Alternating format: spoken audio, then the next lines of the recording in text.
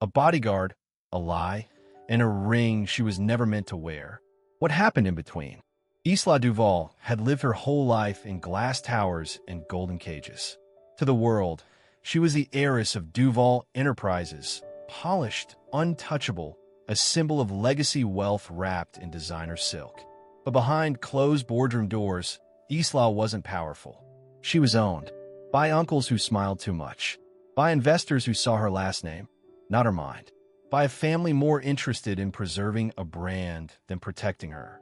So when the threat arrived, a single black rose delivered to her office with a note that read, "Next time, it won't be flowers." No one asked Isla what she wanted. They just assigned her a bodyguard. "Call him Jack," her uncle said, like he was handing over a piece of furniture. Jack didn't speak when they introduced him. He didn't smile. Tall, broad-shouldered, dressed in black with sharp eyes that missed nothing. He nodded once, clipped a security badge to his jacket, and became her shadow. For 3 days, Isla pretended he didn't exist. She hated the idea of being followed, watched, protected, as if she were a pawn too delicate to stand on her own.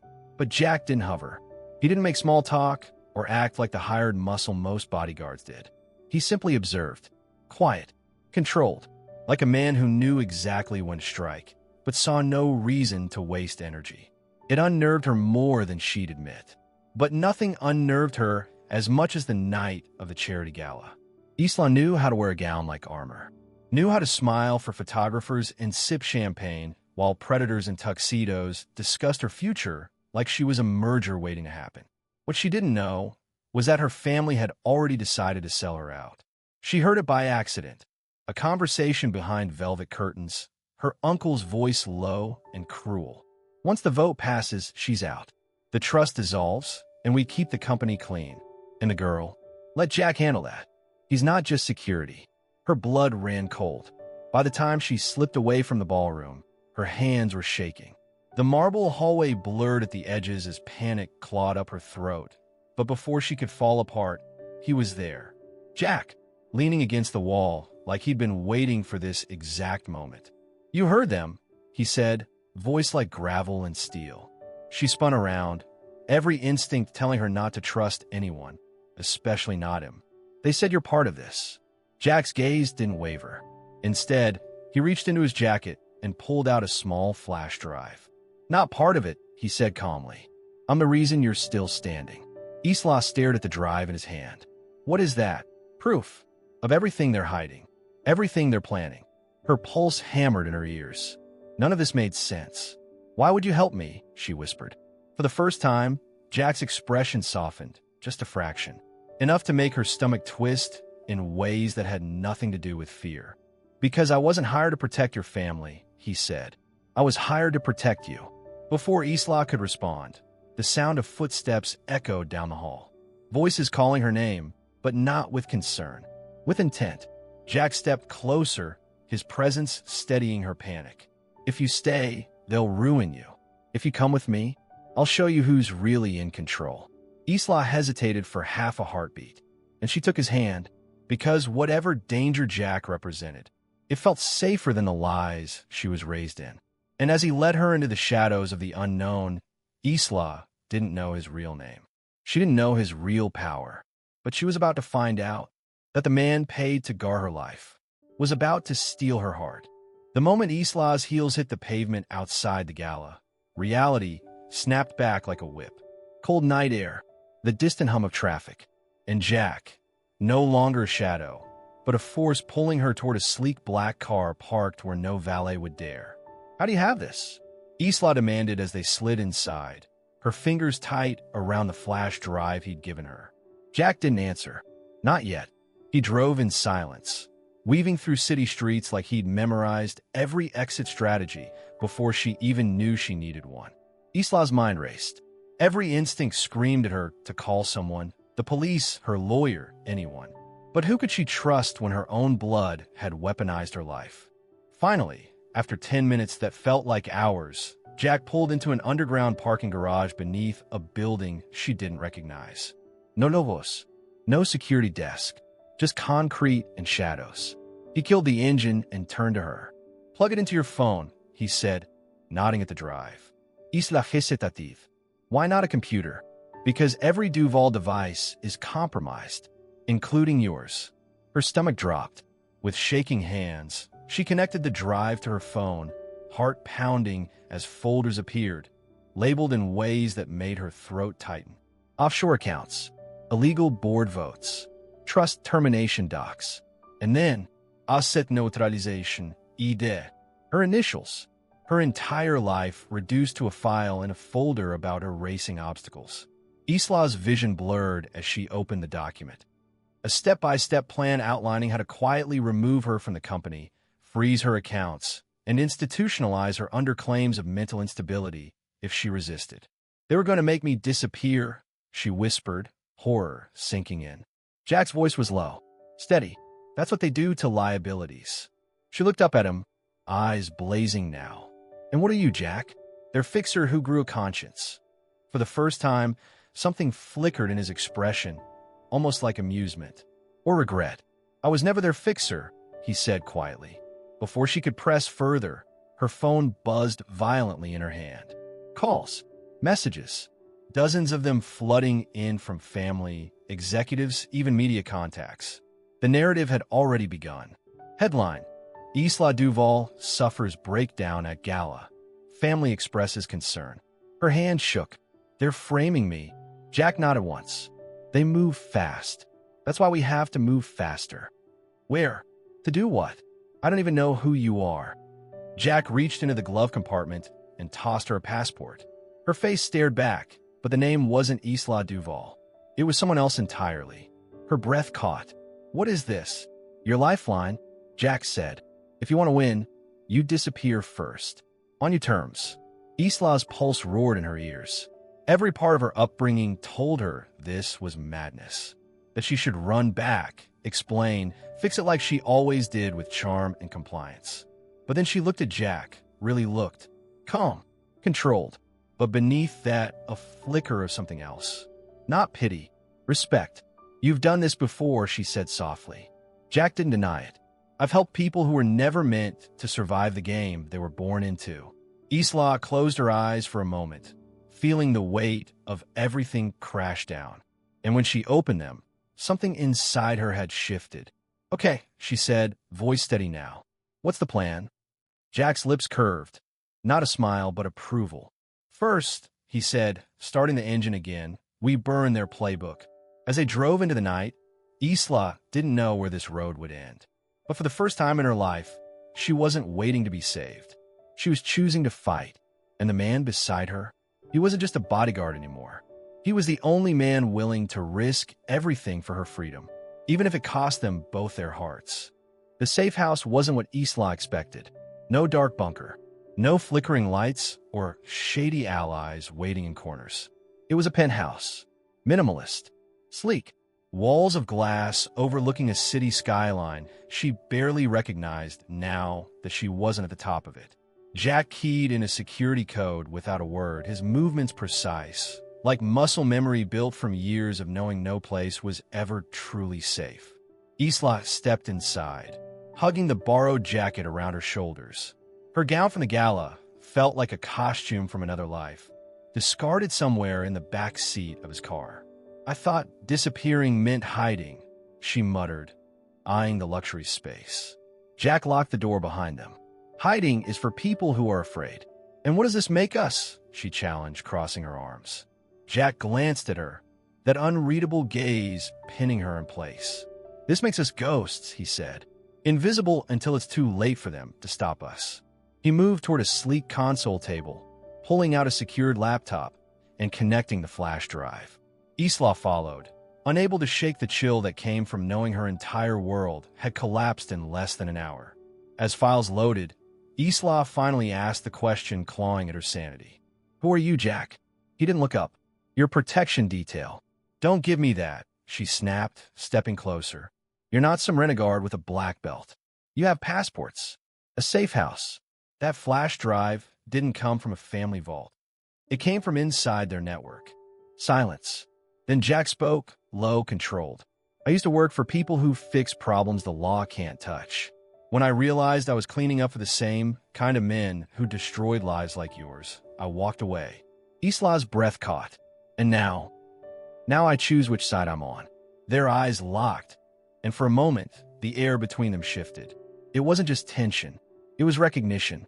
Two people raised in cages built by power, finally seeing someone who understood what it meant to break free. The laptop chimed. Jack's attention snapped back to the screen. We have what we need. He showed her transfer records, blackmail files, forged signatures. Enough to bury the Duval board if it hit the right hands. But Isla wasn't naive. They'll spin it, she said bitterly. They'll say, I fabricated everything. Jack nodded. That's why we don't leak it. She frowned. Then what? We trade it. Isla's pulse quickened. For what? Jack's gaze darkened, but not with threat, with strategy, for control. Before she could respond, a soft chime echoed through the penthouse. Jack's body tensed in an instant, hand reaching toward the holster Isla hadn't noticed before beneath his jacket. Stay here, he ordered, moving toward the door's security panel. Isla's heart pounded as she watched him check the cameras. When he relaxed, just slightly, she exhaled for the first time in minutes. It's a delivery, Jack said, retrieving a small, nondescript package from the private Dropbox outside. He handed it to Isla. Her brows furrowed as she opened it, revealing a velvet box no bigger than her palm. Inside, a ring. Simple, elegant, platinum band with a single, flawless diamond. Her throat tightened. What is this? Jack's expression didn't waver. Your new identity comes with certain protections, he said. A woman on the run raises questions. A wife traveling with her husband? Less so. Isla stared at the ring, 100 emotions crashing through her at once. This is a cover, she whispered. Jack's voice dropped, something almost dangerous beneath it. Unless you want it to be more. The words hung in the air, heavier than any threat they faced. Isla met his gaze, refusing to be the first to look away, because somewhere between the lies, the danger, and the shadows they now lived in, something real was starting to burn, and neither of them knew if it would save them or destroy them both. The ring felt heavier than it looked. Isla turned it over in her fingers, the diamond catching the low light of the penthouse. It was flawless, like everything in Jack's world. Clean, efficient, deceptively simple. A fake marriage, she finally said, her voice sharper than she intended. Jack stood across from her, arms crossed, watching her calculate every angle like she was still in a boardroom. It's not a proposal, Isla, he said evenly. It's a shield. She slipped the ring on her finger, testing the weight, the fit, the lie. It's a hell of a shield, she muttered, staring at the symbol of a life that didn't exist. But Jack wasn't wrong. A married couple could cross borders without raising alarms. Hotels, safe houses, accounts, all easier to navigate when paperwork said Mr. and Mrs. instead of fugitive heiress and her mystery bodyguard. Still, something twisted in her chest as the band settled against her skin. How many times have you done this? She asked quietly, eyes still on the ring. Jack's jaw tightened, enough to know it works. But when her gaze snapped up to meet his, there was a flicker, something unspoken in the way he looked at her. Not just like a job, not just like a liability, like a woman who could undo him if he let her. The next morning, Isla learned just how fast a life could be rewritten. Jack handed her a new passport, credit cards, a carefully curated backstory.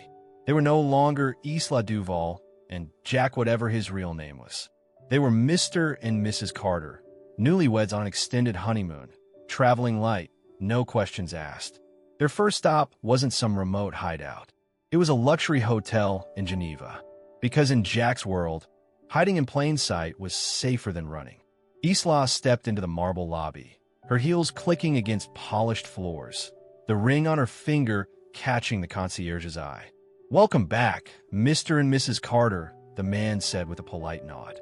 Isla forced a smile, looping her arm through Jack's like they'd done this 100 times before. When they reached the suite, a sprawling corner room with views of the lake, she finally exhaled. This is insane, she muttered, pacing the room. Jack set down their minimal luggage, watching her with that maddening calm. What did you expect? A bunker and canned food. I expected. She stopped, rubbing her temples. I don't know. Not this. Not the way the hotel staff looked at them with envy. Not the way Jack's hand brushed the small of her back in the elevator. Part performance, part something else. She turned to face him, frustration bubbling beneath her carefully held composure. And what happens when this little honeymoon act falls apart? She demanded. When they find us? Jack stepped closer, his presence grounding but infuriatingly unreadable. Then we make them believe what they see, he said softly. His hand reached up, fingers brushing a stray strand of hair from her face, lingering just a second too long. Isla's breath caught. It was supposed to be for the cameras, for anyone watching. But in that moment, there were no cameras. Just the dangerous awareness that the line between pretending and feeling was paper thin. A knock at the door shattered the tension. Jack moved instantly, checking the peephole before opening it just enough to retrieve a slim envelope from the hallway floor. He scanned the contents, his expression darkening. What is it? Isla asked, crossing the room. Jack handed her a photo. It was of her, taken that morning, stepping out of the hotel with Jack by her side. On the back, a single sentence was scrawled in red ink.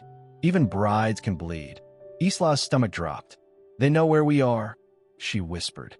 Jack's jaw clenched. Good. She looked at him like he was insane. Good. He met her gaze, something dangerous sparking behind his calm exterior. Because now they think they're hunting us. He stepped closer, voice dropping to a promise. But by the time they make their move, we'll be the ones holding the knife. Isla's pulse roared in her ears, fear, adrenaline, and something far more reckless curling in her chest. Because standing in that hotel suite, wearing a ring that wasn't real and a name that wasn't hers, she realized she didn't care about playing nice anymore. If Jack was ready to fight, so was she. By sunrise, Isla wasn't the same woman who had fled the gala in a panic. She stood by the window of their hotel suite, arms crossed, watching the lake shimmer beneath a silver dawn. The ring Jack had given her felt less like a lie now, and more like a weapon. Because Isla Duval finally understood something her family never thought she'd learn. When they stripped everything away, the company, the name, the legacy, they didn't leave her powerless. They left her free. Behind her, Jack was already dressed, phone in hand, issuing quiet instructions in a language she didn't recognize. He moved like a man who never really slept, only calculated. When he hung up, Isla turned. I want to hit them first, she said, her voice steady. Jack arched a brow, clearly expecting fear, not strategy. They're expecting us to hide, she continued, to run until they corner us. But if we leak just enough, something controlled, we can force them into a mistake. Jack studied her for a long moment, that unreadable gaze flickering with something almost like pride. You sound like someone who's done this before, he said. Isla smirked, a sharp, dangerous thing she didn't know she was capable of until now. I grew up at a table where smiling while stabbing was a family tradition. Jack's lips twitched, the closest thing to a smile she'd seen. All right, Mrs. Carter, he said, his voice dropping slightly on the alias. What's your move? They spent the next 2 hours crafting a message, not to the public, but to the right enemies. A carefully leaked document sent to a rival conglomerate. Just enough proof of Duval corruption to spark interest, but not enough to trace back to Isla directly. By noon, the corporate sharks were already circling her family. And for the first time, Isla felt the thrill of being the one pulling strings, not tangled in them. But victory was a dangerous high, because when she finally allowed herself a breath, she realized Jack was watching her, not like a bodyguard, like a man who saw all of her now. Not the heiress, not the target, but the woman standing in front of him, brilliant, reckless, alive in a way she'd never been allowed to be. Their eyes locked across the suite, the air thick with something neither of them dared name. Isla broke the silence first, her voice softer now. How long do we pretend? Jack didn't ask pretend what, because they both knew she wasn't talking about the marriage cover. He took a step toward her, then another, until the space between them was charged, one breath away from crossing a line that had been blurring since the moment she took his hand and ran. Until it's no longer pretending, Jack said, his voice low and rougher than she'd ever heard it. Isla's pulse pounded in her ears. But before either of them could close that final inch, Jack's phone buzzed, sharp, insistent. He didn't look away from her as he answered, but whatever words came through the line made his expression darken instantly. When he finally hung up, the temperature in the room had shifted. "They moved up their timeline," he said grimly. "Your uncle just filed a motion to declare you mentally unfit. By tomorrow, you'll be a fugitive in the system." Isla swallowed hard, the rush of adrenaline turning cold. "What do we do?" Jack's jaw clenched, his mind already racing ahead. "We disappear deeper," he said, "and we find leverage they can't ignore." Isla nodded, the fire in her chest reigniting. Because if her family wanted a war, she was done playing defense. And as Jack grabbed their bags and checked the exits, Isla realized something terrifyingly exhilarating. She didn't just trust him now. She wanted him, in ways that had nothing to do with survival. But desire was a dangerous distraction, and with every mile they put between themselves and the life she'd known, the line between protection and possession was starting to vanish. The train station was quiet, too quiet for someone like Isla Duval, or whatever pieces of her that still clung to that name. She sat beside Jack in a dimly lit cabin of the overnight train, watching the Swiss countryside blur into shadows as they left Geneva behind. No private jets, no black cars, just two forged tickets, cash in hand, and a silence thick enough to suffocate. Jack hadn't said much since the call, since the moment they realized her uncle wasn't just trying to erase her reputation. He was trying to erase her. The ring on her finger glinted under the soft cabin light. What started as a cover story now felt like a brand, one she wasn't sure she wanted to take off. Hours passed. Isla couldn't sleep. She doubted Jack ever did. At some point past midnight, she stood and walked to the narrow window at the end of the car, needing air she couldn't find. She heard his footsteps before he spoke. "You shouldn't wander." Isla didn't turn. "What's the point of running if I can't even stand still where I want?" Jack was quiet for a beat, then moved closer, his reflection joining hers in the glass. "You're not running anymore," he said. "You're repositioning." She let out a dry laugh. "Is that what you call losing everything?" Jack's eyes didn't leave hers in the reflection. "You haven't lost anything worth keeping." That landed deeper than she expected. For a moment, neither of them moved, the hum of the train the only sound between them. But when Isla finally turned to face him, something in her snapped. Not from fear, not for grief, from wanting. "Do you ever stop being in control?" she asked, her voice barely above a whisper. Jack's jaw flexed. "Control is what keeps us alive." "Is it?" she challenged, stepping closer, until there was no space left to pretend they weren't both feeling it. Her hand lifted, fingers grazing the edge of his collar, testing him, testing herself. His breath hitched, the first crack in the armor. And that's when Isla realized the most dangerous thing in this entire game wasn't her family. It was him, because Jack wasn't untouchable. Not to her. And before either of them could summon the will to pull back, his hand caught her wrist, firm but not pushing her away. Their eyes locked, a silent war of restraint, and something far more reckless. "I'm not your weakness," she whispered, daring him. Jack's voice was rough when he finally spoke. "No, you're the reason I'm about to lose mine." And then it happened. His mouth crashed onto hers, years of control unraveling in a single, breathless moment. It wasn't gentle. It wasn't careful. It was the kind of kiss born from too many nights pretending they didn't want what was inevitable. Isla's hands tangled in his shirt, pulling him closer like she could anchor herself to something solid in a world that had burned around her. When they finally broke apart, both of them breathless, Jack rested his forehead against hers, eyes shut tight, like he was already regretting what couldn't be undone. "This changes nothing," he said, voice strained. Isla smiled, a real one this time. Sharp, knowing. "It changes everything," she corrected, because now there was no going back. Not to professionalism, not to pretending, not when every heartbeat screamed the truth they'd both try to bury. This wasn't just survival anymore. It was them against everything. And in the morning, when the train crossed into new borders, and new dangers. Isla knew one thing for certain. If the world wanted to destroy her, they'd have to destroy both of them first. By the time they reached Vienna, the kiss hadn't been mentioned. Not once, but it was everywhere, in every glance, every brush of Jack's hand against hers when they moved through crowded streets, every time he stood a little too close when danger felt near.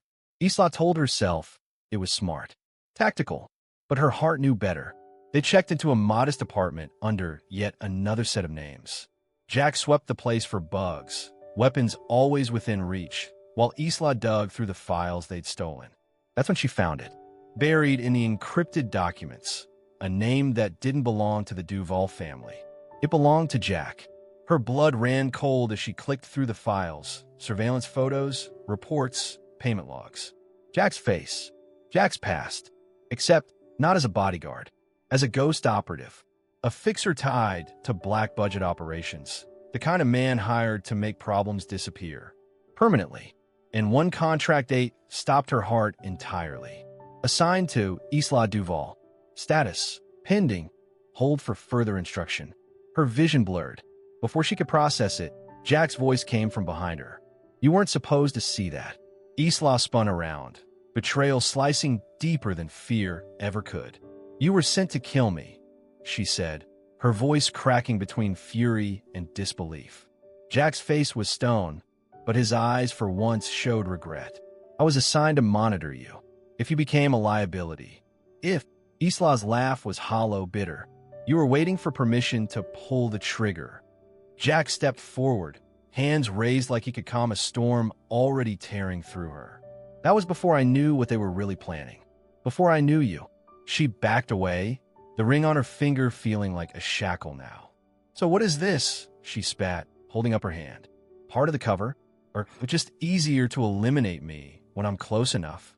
His jaw clenched, pain flashing across his features. The kind of pain that only came when lies collided with something dangerously real.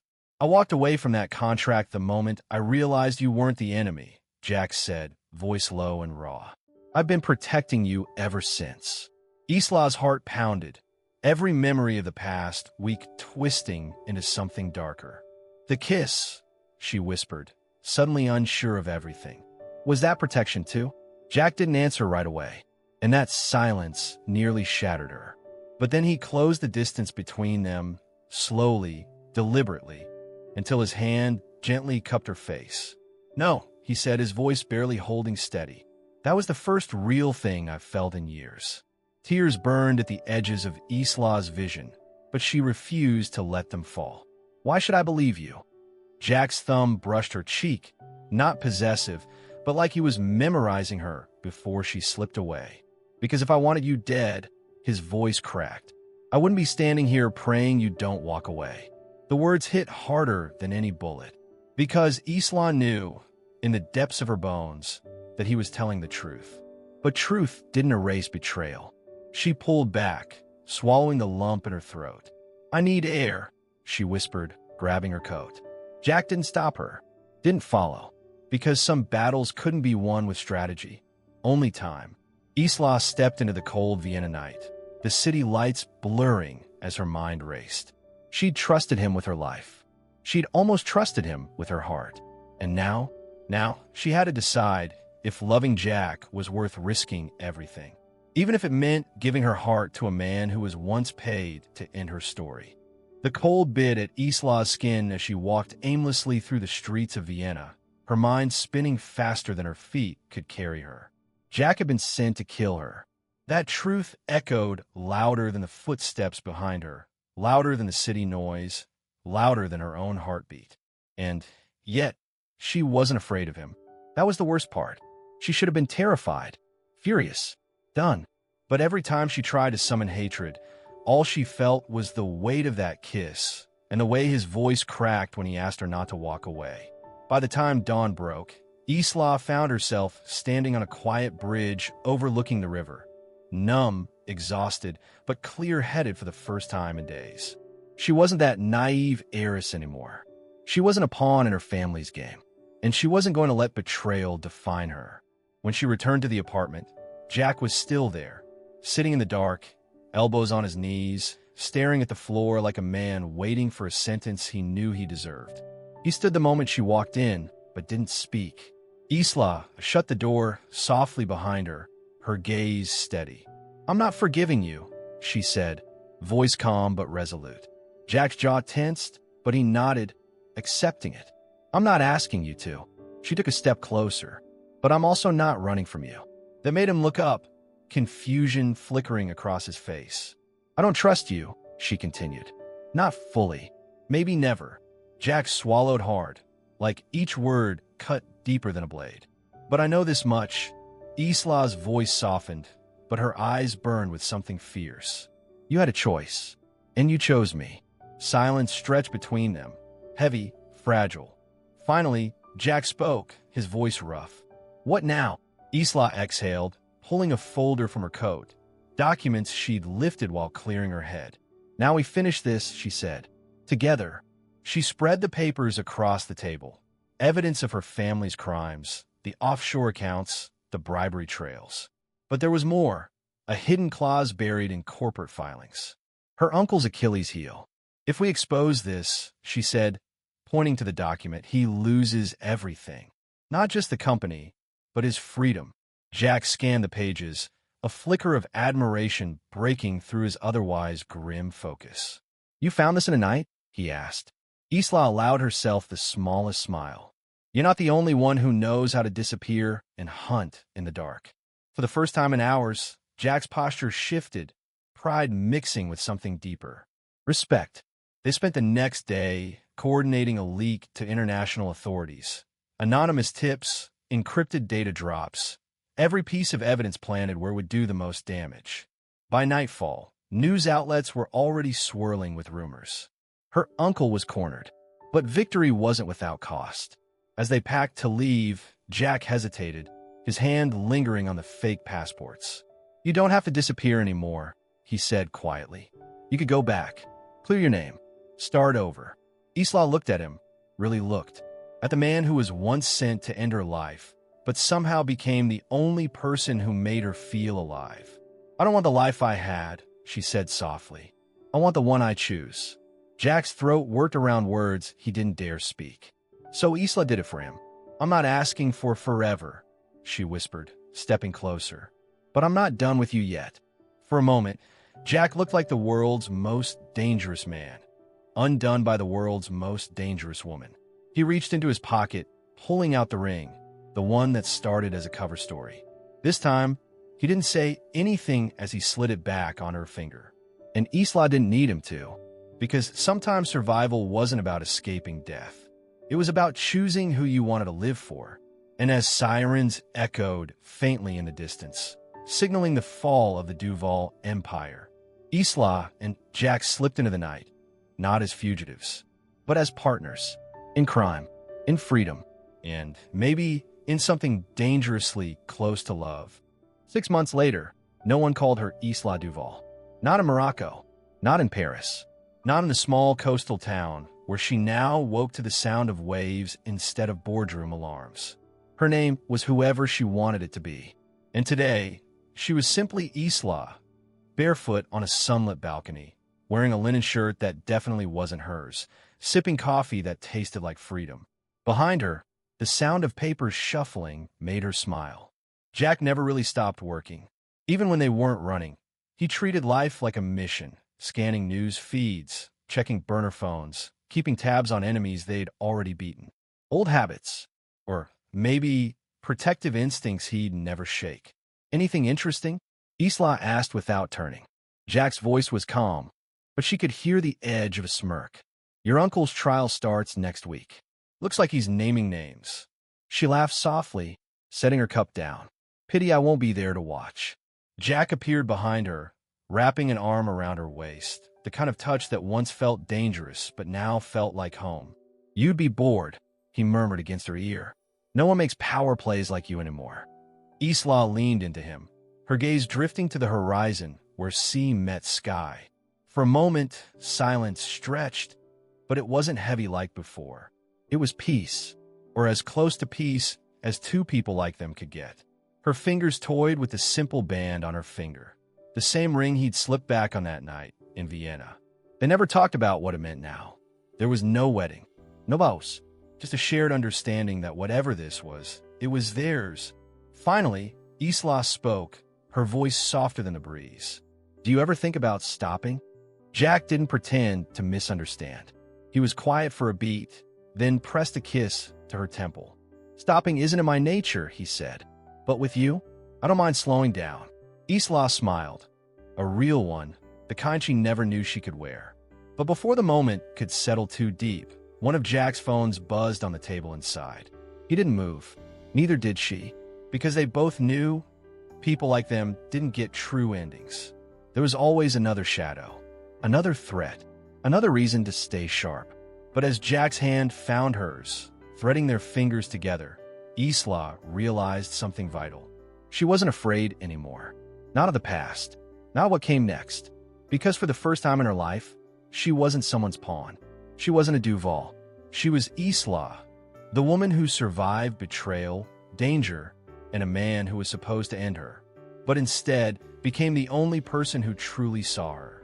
And as the sun climbed higher over their hidden corner of the world, Isla turned to Jack with a wicked glint in her eye. Well, she teased, aren't you going to get that? Jack sighed, already reaching for the phone. Mrs. Carter, he said, glancing at her with that rare, dangerous smile.